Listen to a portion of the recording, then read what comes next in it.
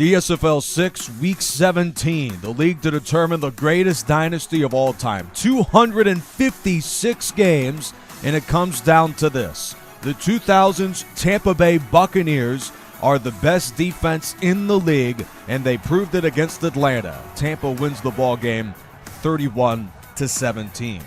These first couple of games are against teams that have no playoff implications, so don't worry, this doesn't really mean much of anything. Charlie Hennigan, 59 catches for 1,097 yards and 7 touchdowns. What a year for the Houston receiver.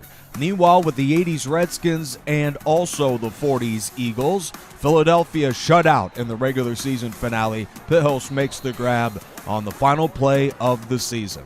The 1940s Eagles finished the regular season at 8-8 and second place in the NFC East. So let's look at the playoff picture in the AFC. The Miami Dolphins currently are the 6th seed, but they can not only hop into the division leaders and defeat the Patriots for the AFC East crown, but they could even finish as a top 2 seed in the AFC. And it all comes down to first a visit to the 90s Bills, and then of course the Patriots have to lose for them to clinch the division.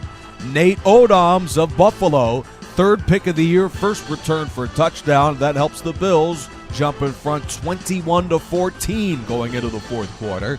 But Larry Zonka, the Hall of Fame fullback, is in the end zone for his 11th touchdown run of the season. Dolphins are back in the game after a Buffalo punt. Greasy and the Dolphins have 2 minutes to go in the season to try and tie the game and go into overtime.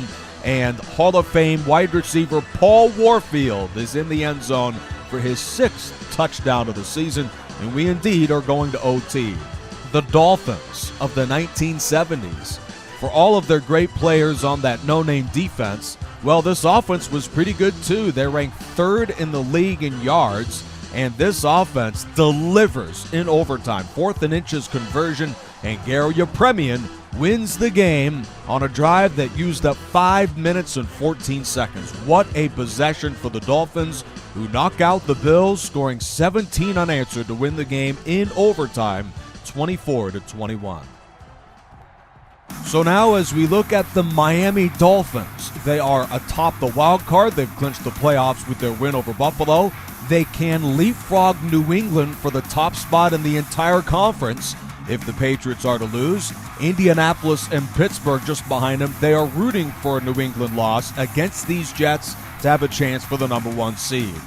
A pick 6 from what many people know as a Buccaneer, but he also had a phenomenal run. It was a short run, but a phenomenal one in Foxborough with New England. Pick 6. Then Maynard responds with a touchdown to tie the game.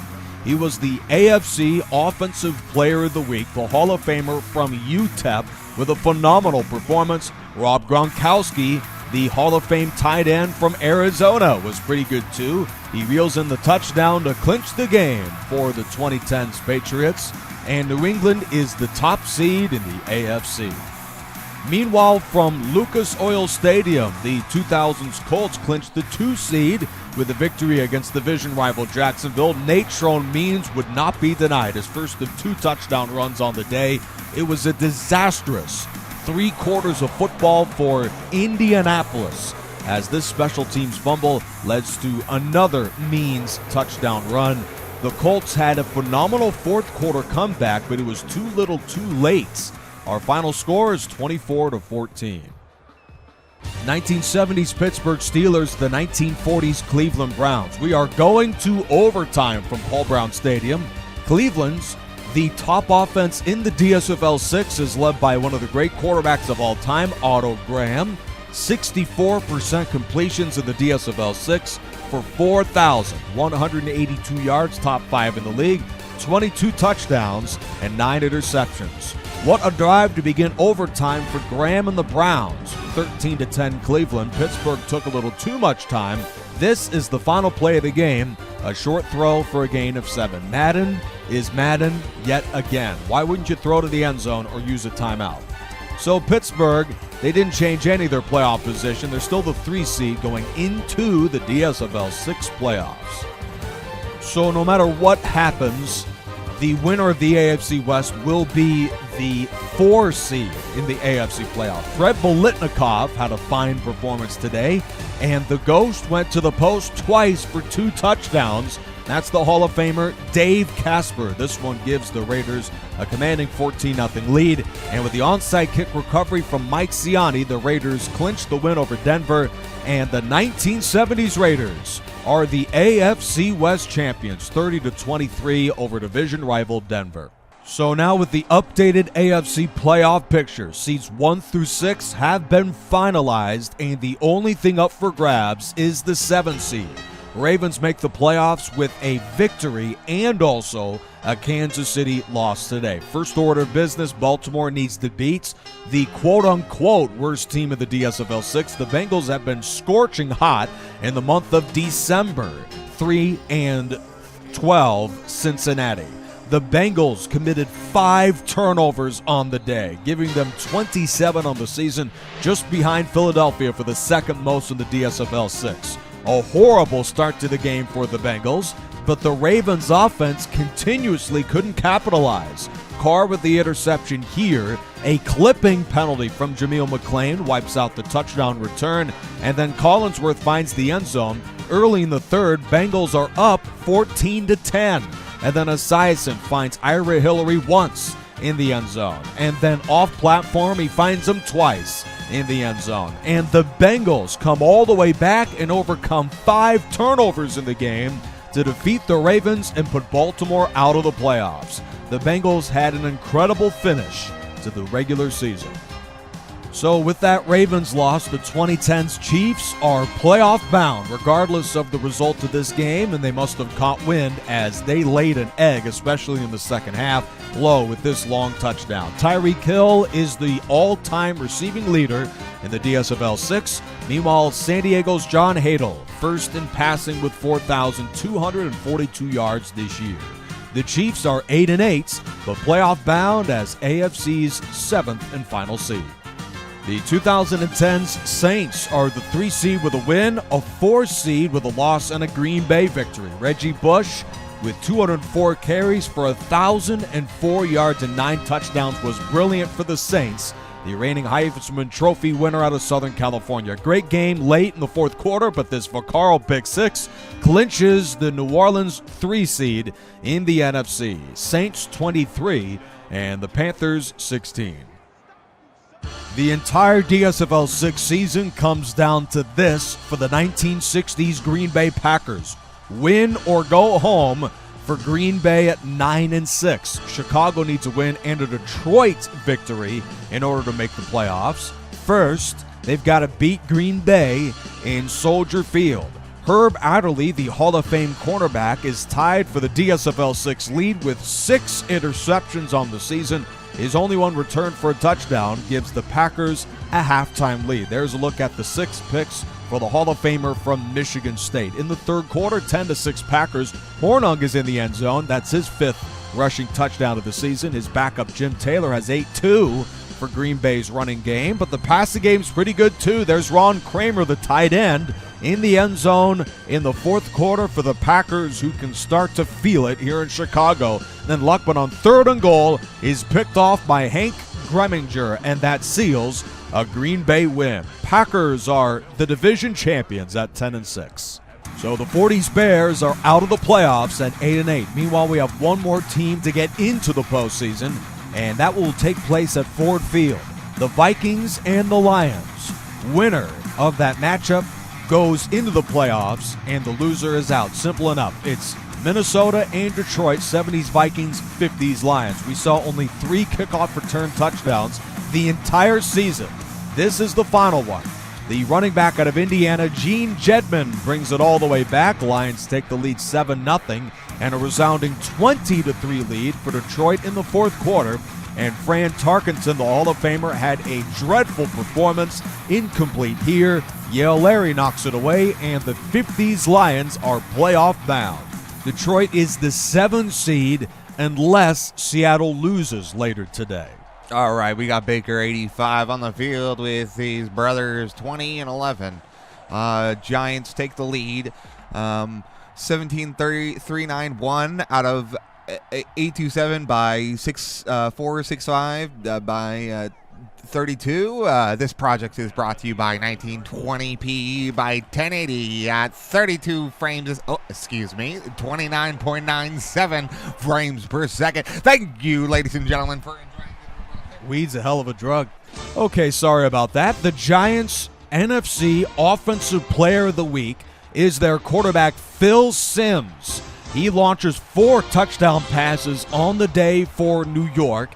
Here is Lionel Manuel for long distance late in the half as the Cowboys, I don't know what they were doing on defense. Then with 3:28 to go in the third, Mark Bavaro gives the Giants a 28-10 lead. Dallas, in an effort to come back, finds the league MVP. It's the Hall of Famer from Florida, Emmitt Smith. Not just in the receiving game, but also he scores the touchdown, 28-17. Giants' ensuing possession ends with a sack from Jim Jeffcoat, the defensive end from Arizona State. Now Dallas, down by 11, is back on offense. Michael Irvin over the middle for the Cowboys. And another long pass from Aikman, who also had a fine day, throwing for 389 yards on 31 completions, and he finds Irvin in the end zone. 31 of 46 completions for Aikman. Eric Williams, the right tackle for the Cowboys, he will miss some playoff time with a torn labrum. The injuries are starting to mount for Dallas. 28-23, Giants win the game with a first down right here. Incomplete, so Dallas gets the ball back at their own 18 with a chance to pull off the greatest comeback of the DSFL 6 regular season, and it's in an effort to maybe even clinch the 1 seed. They need a win and a Seattle loss to do so, but they are already the NFC East champions. 2nd and 10 with under a minute to go in the game. Aikman is incomplete. 3rd down and 10 now for Dallas with just 1 timeout, 2. Aikman launches deep, and Alexander Wright's 2nd reception of the entire season is the go-ahead Dallas touchdown, and the Cowboys have taken a 29-28 lead.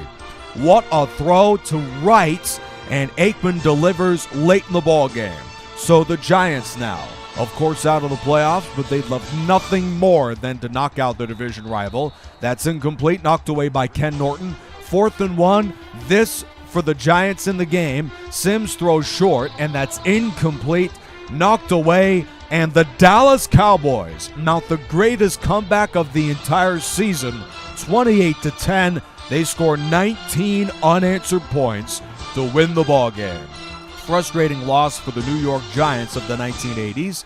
90s Cowboys are the 2 seed if Seattle wins, the 1 seed if Seattle loses. Mark Bavaro and Jay Novacek, the 2 tight ends, put together a phenomenal day, but the Cowboys were just a little bit better in the greatest comeback of the league and the greatest game of the season. Greatest show on turf, 2000's St. Louis Rams, 2nd best offense in the league this year. Warner throws 18 touchdown passes, 4 to Torrey Holtz, the receiver out of North Carolina State. Rams win the ball game against the 10's Cardinals, 27-11. So I have commentated 256 regular season DSFL games for this year. This is the final one. The 2010's Seahawks, who lead 13-3 in the 4th quarter over the 80s 49ers. Montana, with just over 4 minutes to go in the game, finds his tight end for the go-ahead touchdown, but then Russell Wilson comes all the way back.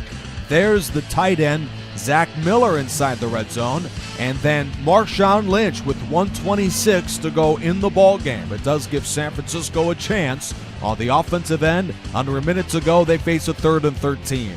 No pass rush for Seattle. So Montana finds his big play man who loses the football. Seattle recovers to win the game, or do they? Nope. Official review, it's back to 49er ball. He was ruled out by contact. A deep throw to the corner for John Taylor, a gain of 22 for the receiver out of Delaware State. 2 plays later, Montana gets crushed but still finds Jerry Rice, who makes a circus catch with 14 seconds to go in the ball game. This just in front of the turf. And then on the very next play, Roger Craig is in the end zone for the Niner touchdown to win the ball game. San Francisco plays the Seahawks right here 7 days from now in the NFC wildcard. 24-20, Niners win a thrilling football game. Pause your screen right now. Here are the playoff games of the DSFL 6. I'll have more on this tomorrow.